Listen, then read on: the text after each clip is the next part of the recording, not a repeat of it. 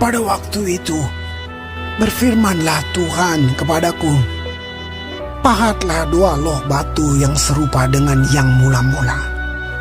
Naiklah kepadaku ke atas gunung, dan buatlah sebuah tabut dari kayu. Maka aku akan menuliskan pada loh itu firman-firman yang ada pada loh yang mula-mula yang telah kau pecahkan itu. Kemudian letakkanlah kedua loh ke dalam tabut itu. Maka aku membuat sebuah tabut dari kayu penaga dan memahat 2 loh batu yang serupa dengan yang mula-mula. Kemudian aku mendaki gunung dengan kedua loh itu di tanganku.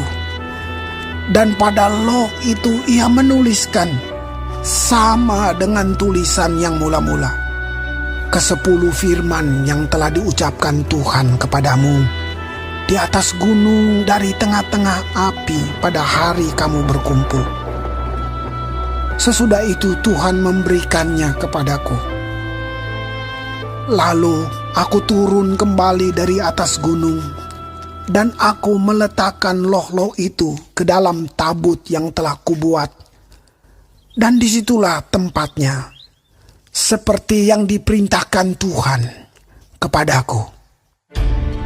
Maka orang Israel berangkat dari Beerot Bene Yaakan ke Mosera. Di sanalah Harun mati dan dikuburkan. Lalu Eleazar anaknya menjadi imam menggantikan dia.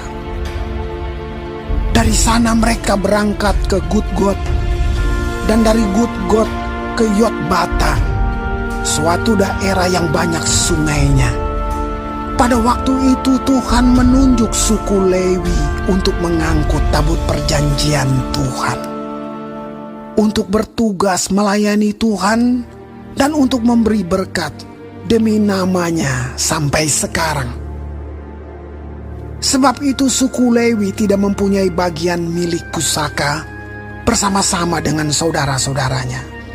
Tuhanlah milik pusakanya, seperti yang difirmankan kepadanya oleh Tuhan Allahmu. Maka aku ini berdiri di atas gunung seperti yang pertama kali, 40 hari 40 malam lamanya. Dan sekali ini pun Tuhan mendengarkan aku. Tuhan tidak mau memusnahkan engkau. Lalu berfirmanlah Tuhan kepadaku, bersiaplah, pergilah berjalan di depan bangsa itu, supaya mereka memasuki dan menduduki negeri yang kujanjikan dengan sumpah kepada nenek moyang mereka untuk memberikannya kepada mereka. Maka sekarang, hai orang Israel, apakah yang dimintakan daripadamu oleh Tuhan Allahmu, selain dari takut akan Tuhan Allahmu, hidup menurut segala jalan yang ditunjukkannya, mengasihi Dia, beribadah kepada Tuhan Allahmu dengan segenap hatimu dan dengan segenap jiwamu, berpegang pada perintah dan ketetapan Tuhan yang kusampaikan kepadamu pada hari ini, supaya baik keadaanmu. Sesungguhnya Tuhan Allahmu lah yang empunya langit, bahkan langit yang mengatasi segala langit, dan bumi dengan segala isinya. Tetapi hanya oleh nenek moyangmu lah hati Tuhan terpikat, sehingga Ia mengasihi mereka, dan keturunan mereka lah, yakni kamu yang dipilihnya dari segala bangsa seperti sekarang ini. Sebab itu, sunatlah hatimu, dan janganlah lagi kamu tegar tengkuk. Sebab Tuhan Allahmu lah Allah segala Allah, dan Tuhan segala Tuhan, Allah yang besar, kuat dan dahsyat, yang tidak memandang bulu ataupun menerima suap, yang membela hak anak yatim dan janda, dan menunjukkan kasih-Nya kepada orang asing, dengan memberikan kepadanya makanan dan pakaian. Sebab itu, haruslah kamu menunjukkan kasihmu kepada orang asing.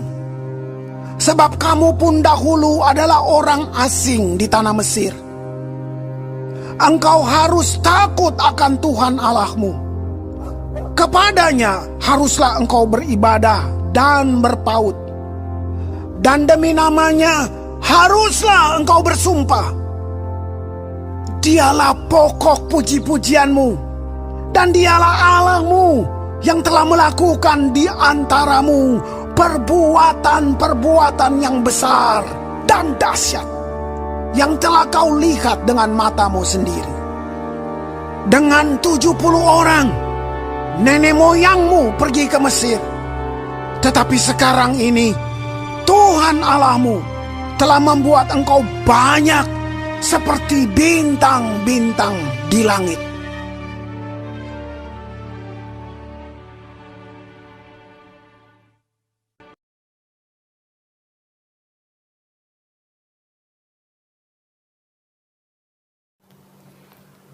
Shalom saudara-saudaraku yang kekasih di dalam Tuhan. Terpujilah Tuhan yang memberi kita kesempatan untuk mempelajari firman-Nya hari ini dari Ulangan 10 tentang riwayat loh batu yang baru. Tuhan Yesus memberkati. Loh batu hukum itu masih tetap berada di dalam tabut perjanjian sekitar 500 tahun ketika Salomo meletakkannya dalam bait suci yang baru dibangunnya, tercatat dalam 1 Raja-Raja 8. Tabut perjanjian itu terakhir muncul dalam sejarah Israel waktu pemerintahan Raja Yosia sekitar 300 tahun setelah Raja Salomo, tercatat dalam 2 Tawari 35. Saudara, di ayat 12 sampai 13 tercatat mengenai orang Israel diperingatkan supaya taat dan bersyukur. Tuhan meminta untuk kita hidup takut akan Tuhan atau hormat kepadanya. Ya, hormat kepada Tuhan. Musa memberikan rangkuman yang sederhana untuk bisa diingat. Yang pertama, kita harus takut akan Tuhan atau hormat kepada Tuhan. Kedua, kita harus hidup dengan cara yang menyenangkan hati Tuhan. Yang ketiga, kita harus mengasihi Tuhan dengan segenap hati kita, jiwa kita, dan kekuatan kita. Kita harus melayani Tuhan dengan sungguh-sungguh. Dan yang terakhir, menaati seluruh perintah-perintahnya. Sebab itu saudara, bagaimana mungkin kita menaati firman Tuhan kalau kita tidak setia membaca atau mendengar firman Tuhan? Hargailah kesempatan yang Tuhan berikan melalui apa yang dilaksanakan gereja. Ikutilah pendalaman Alkitab setiap hari supaya pengetahuan kita akan firman Tuhan bertambah sehingga kita tahu apa yang harus kita taati. Mari kita memusatkan perhatian kita pada perintah-perintah Tuhan dan lakukanlah dengan setia, maka kita akan mengalami damai sejahtera. Kita akan mengalami pertolongan Tuhan, kasih karunia, lepas kasih karunia. Amin. Di ayat 16 dan selanjutnya, Tuhan mengharuskan semua laki-laki Israel disunat. Tapi bukan sekedar sunat secara fisik. Yang Tuhan maksudkan juga ini adalah gambaran supaya mereka juga taat atau tunduk kepada Tuhan secara batinia atau rohania. Itulah kehendak Tuhan agar seluruh orang yang percaya tunduk, taat kepada Tuhan.